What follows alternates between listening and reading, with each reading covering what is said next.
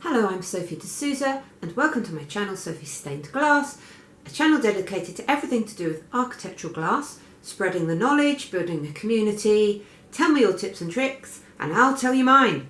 So this is a series of videos that I've made with a student who was learning to paint with me. This is the second one in the series and she's experimenting with a palette mixed with paint and glycol, and she's overpainting shading. So I hope you can see that you can do 2 layers in one go without a firing in between. So hopefully that will be interesting to you. Enjoy. So here you can see the student mixing up her palette of glass paint with monopropylene glycol, or glycol for short. And using this mix, or this carrier, will enable her to overpaint her shaded work, which was mixed with water and no gum. So it will just demonstrate that the paint beneath the glycol won't move.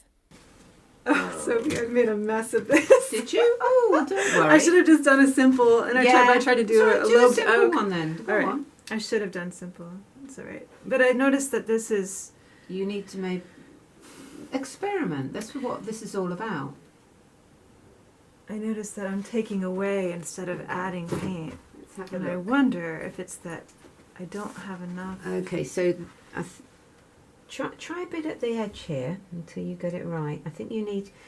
Okay, I think what you would benefit from is using a bigger brush because you'll pick up more paint. Mm-hmm. When I was taught, they made me use a really fat brush to make really thin lines as a way of teaching me brush control, and it's not a bad discipline.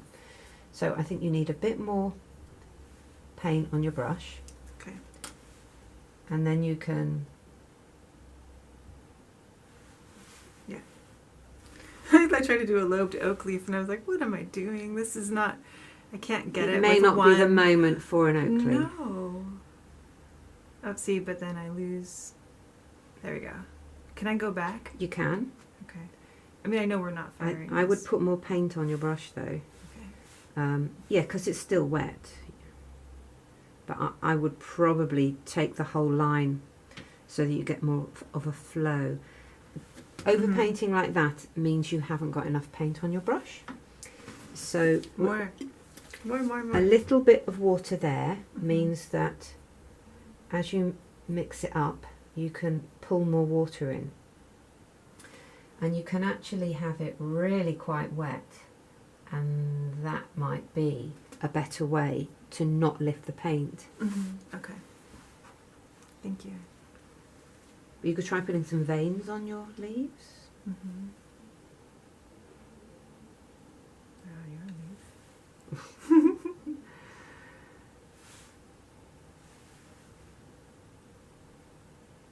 And just to give yourself more things to work on, maybe do some of those things, you know. Yeah.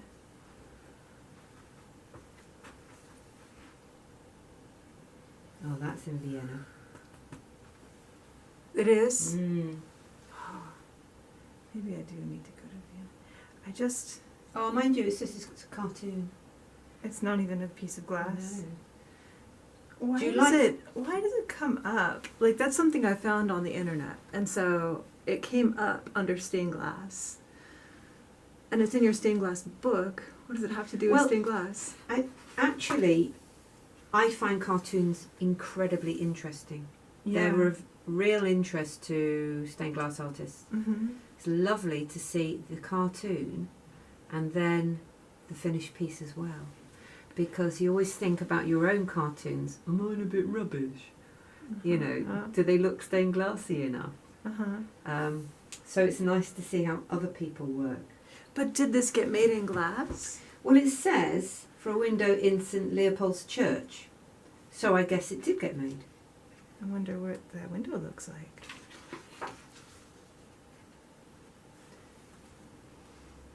Of course, the glass in America is so different. It's more like this, isn't it? This Tiffany stuff. Yeah. There's a, really close to where I live, there's a hotel that has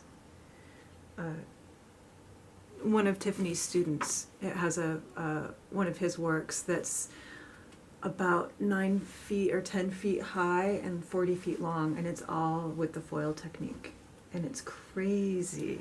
It is incredible. Beautiful. And Really it's like double. A lot of it is double. Yeah, And at different weighted, times of the year, the mountains change color. Yeah. It's just. Yeah, but I'm not. Personally, it's not my. No. Preferred. I can see its beauty and I can see its appeal. I just have always wanted to do lead. Yeah. Um, You can, like, I'm learning painting because I'm more interested in lead. You don't paint for foil technique, but you can do the foil. Nobody does though. You think you could? You could. I think that they do it with the glass because you do these tiny, tiny pieces, right? Yeah, that's right. And the glass is much more sort of variegated, isn't it? Yeah, and I think that's doing the work for you, isn't it? And it's the goal of it also, in a way, that you pick just the perfect piece of glass to make the shading on below a cheekbone or whatever, Yeah. Which is also cool. It's great. And I have done, and I do work with copper foil sometimes. Oh, do you? But I just don't like it as much. I like the sturdiness of this and permanence of it, and that feels. I see things in the thrift store made with the copper foil. I don't want my stuff to end up in the thrift store. No, I know what you mean. I want it to be installed and to be part of a building. Yeah. No, I'm the same. I like things to have a function as well as a form. So not just a pretty thing, but something that's doing the job. Right. Yeah. It's keeping the weather out. Yeah. Because there's often 3D problems to solve in the windows I make. And I really enjoy that element.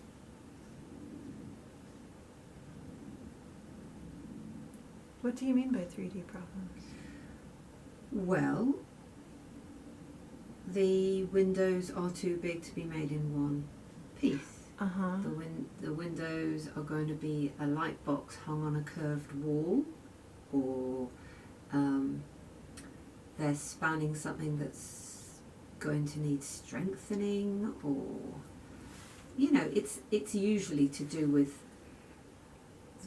keeping it strong enough while spanning the distances.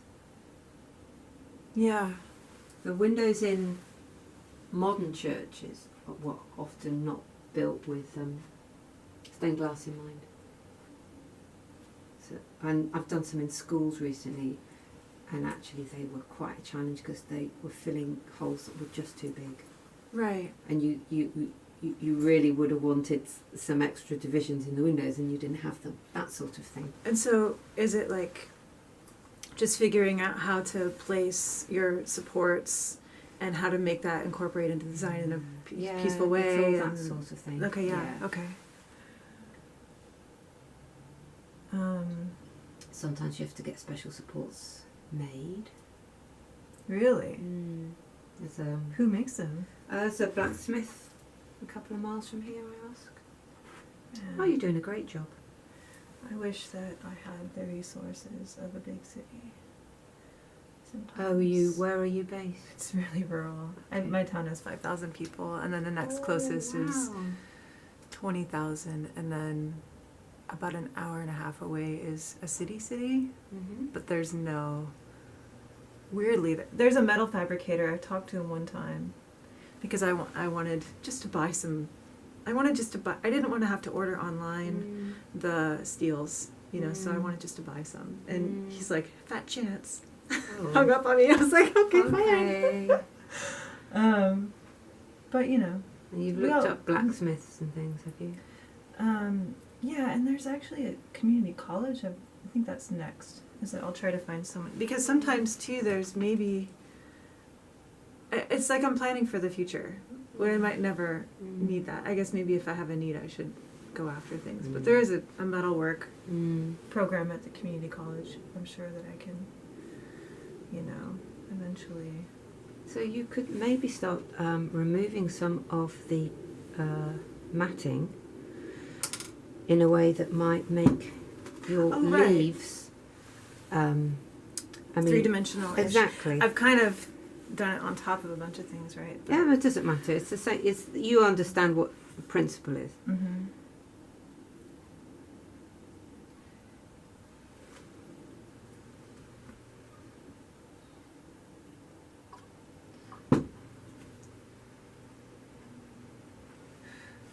This brush might be a little heavy for it, really. I want this one because I just like this one, but it's too big, huh? It's too big. Maybe. That's why sometimes that thing I was saying about a tiny, tiny, whiny little brush. Ah, yeah, you got it there. I have my favourite brushes, and I get quite sad. Ah, there it is. There it is. Come. You get attached to them. Oh yeah, that's the one that you cut. I would usually stipple with that one instead of rub.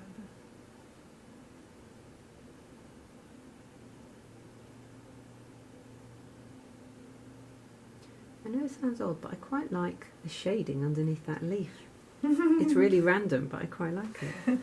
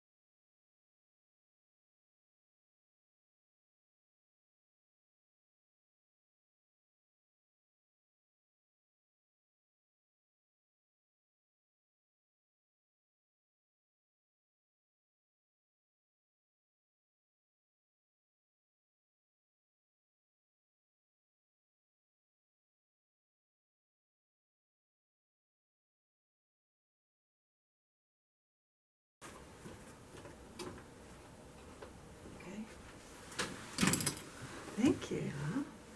Nice. Weirdly, I ended up liking that one. Yeah. Very good. Thanks. I'm going randomly, so it's like I can tell where I started, but you probably couldn't. It's all just about like trying that. different effects. Yeah. And what I would like you to do is try my favourite effect. This is the water one, isn't it? No, that's the water one. Mm-hmm. So you need it a bit wet to do this thing. You know that thing? Yeah. Oh, it's too wet, this one. Let me find it's too powdery. So bad. Look at that. And you see, you can almost get like an airbrush effect, depending on how much you load it. Mm-hmm. And it can just make your pieces look more interesting. Mm-hmm. They can be a bit sterile and controlled.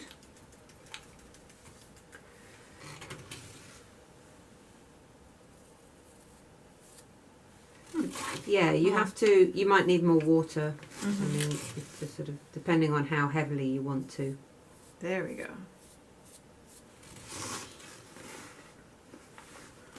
Nigel's watching the procession. How do you feel about it?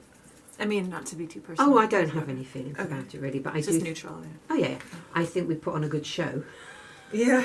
I mean, the pomp and ceremony, I think we do very well, and the pipers and the bearskins and the beef eaters and the sailors and the horses, and you know, it's magnificent to behold, really. Yeah. But I mean, the coverage has been wall to wall for a week now.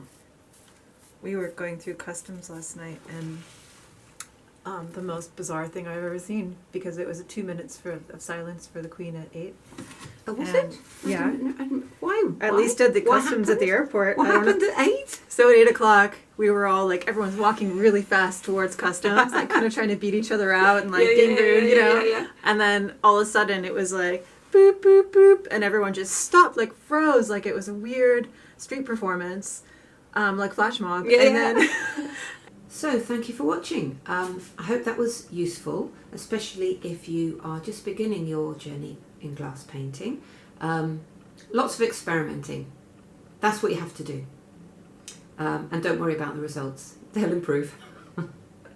You'll get used to handling the paint. My top tip would be load enough paint on your brush, which is why we use brushes with long bristles, and use enough pressure on your brush to let down the paint onto the glass. Don't just use the tip.